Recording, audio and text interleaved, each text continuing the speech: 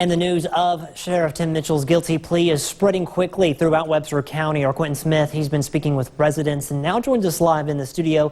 Quentin, what are people there saying? Well, Scott, as you can imagine, this is news residents hate to hear, but they say if he did the crime, then he must do the time, indicating that no one is above the law.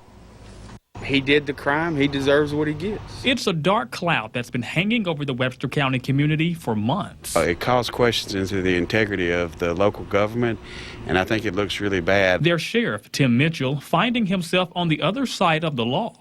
Mitchell pleaded guilty to 2 counts of embezzlement and 2 counts of trafficking on Wednesday.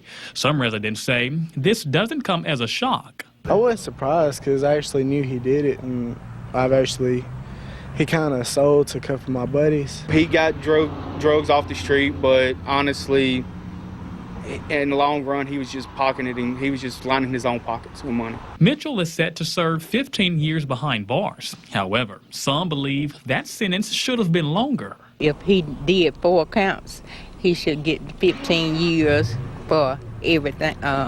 For everything he done. Residents admit this fallout now leaves a bad taste in their mouth and casts a negative shadow over the sheriff's department. Because now, whoever becomes sheriff next, the people in this town, they don't know if they can trust him or not. It hurts my feelings that the department has that record now, but it'll take a lot to come back from that. Residents say they're confident trust will eventually be restored back in the community in due time.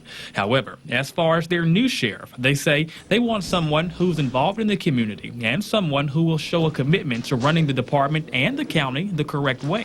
I wish that the next administration would be more prudent in carrying out the justice and keeping things clean. I realize that tracking down criminals and things like that is fairly difficult, and you have to be a little dirty to catch them.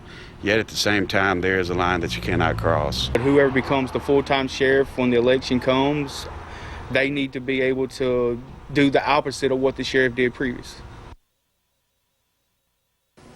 Now, the Chancery Clerk says, as of today, Mitchell has not turned in his letter of resignation. Now, along with Mitchell, the former Webster County chief investigator was also in court. Landon Griffin and his attorney asked the judge for a continuance, but it was denied. He did not enter a plea in court this morning. His trial is set for this upcoming Tuesday.